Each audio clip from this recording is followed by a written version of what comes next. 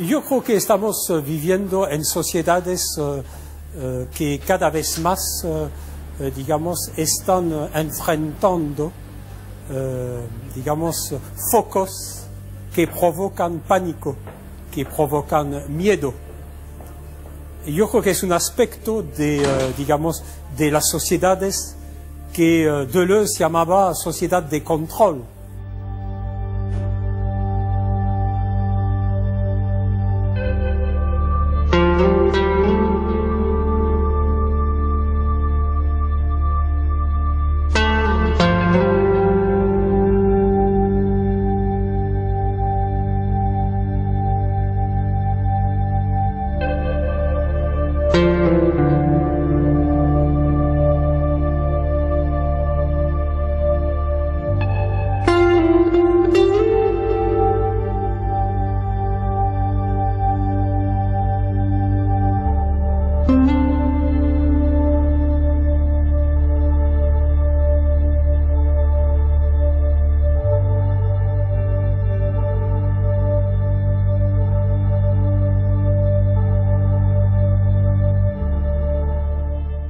Entonces aparecen de repente una pandemia y la pandemia se trata en un modo digamos, de provocar pánico.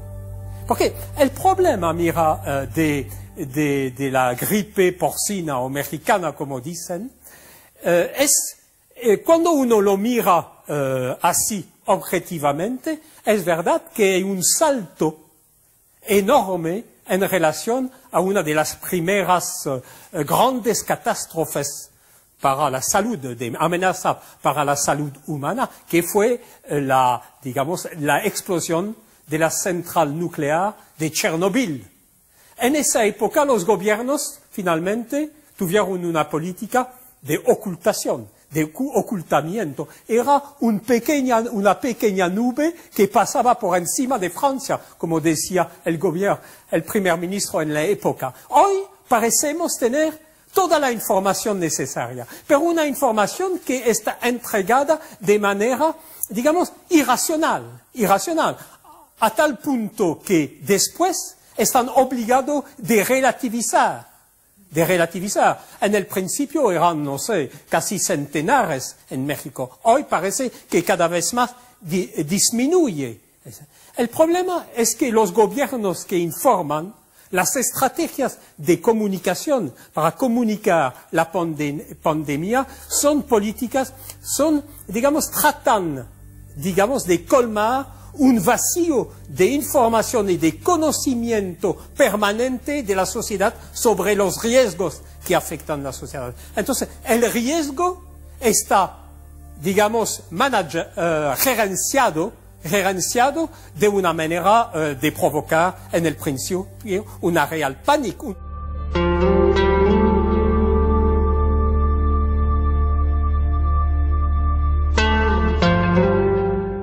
A partir del 11 de los atentados a las Torres Gemelas en Nueva York en septiembre de 2001. Digamos que ha entrado un nuevo arte de gobernar. Un nuevo arte de gobernar que es finalmente prevenir, anticipar. Y entonces el problema de la necesidad de anticipar es que con la anticipación es siempre sinónimo de, digamos, tiene una connotación alarmista. Para finalmente justificar y legitimar una política de seguridad, tienes que provocar, digamos, gérmenes de miedo, convencer de la amenaza. Yo creo que hoy en día, digamos, la cuestión del terrorismo exterior, Al-Qaeda, etc., está en el corazón de la justificación de políticas que yo llamo seguritarias.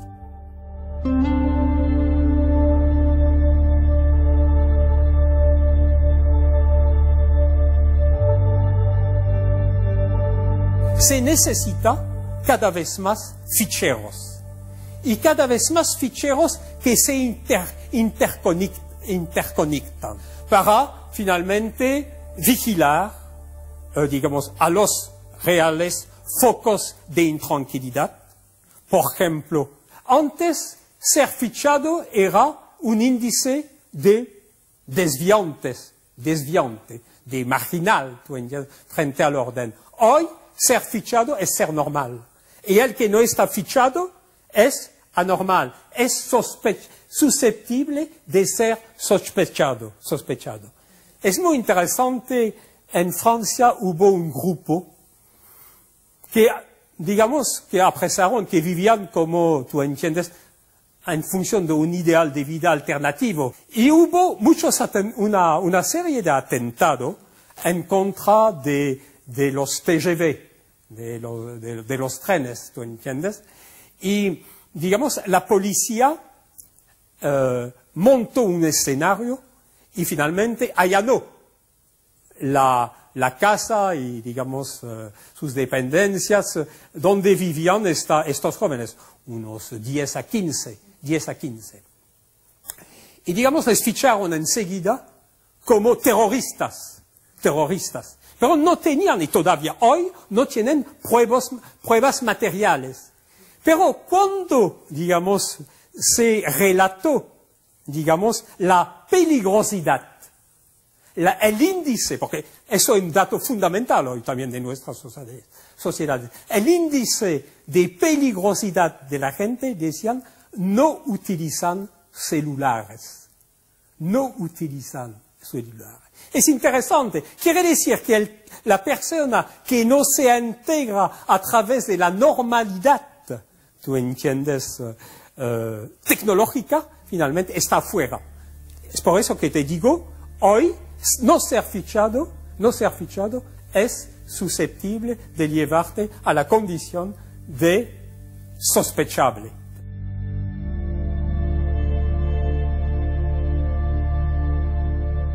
Vamos cada vez hacia una sociedad, digamos, de suspición, de sospecha. Yo no niego que las sociedades tienen problemas. Las sociedades tienen problemas de narcotráfico, tienen problemas efectivamente de atentados, etc. Pero el problema es que se utiliza, digamos, todos los acontecimientos extraordinarios para hacer de los individuos comunes seres extraordinarios, entonces ordinarios de la seguridad. Y el riesgo mayor, la apuesta mayor de esta tendencia es que son sociedades que se transforman en sociedades de delación. No entendido como el que va a delatar así. No, el que hace demasiado bien su trabajo a veces. Por ejemplo, el que va, digamos, la persona que en una administración, por ejemplo, en una municipalidad o en un colegio, denuncia a los niños de padres que no tienen papeles, que no tienen documentación. Eso es lo que llamo hacer demasiado bien su trabajo. Yo retomaba una palabra vieja inventada por los griegos. Son zeladores anónimos. No hay que ver eso de una manera, como te decía, paranoica y apocalíptica. No, el problema es que hay mecanismos en la sociedad que finalmente aprovecha a este lado menos interesante de las personas.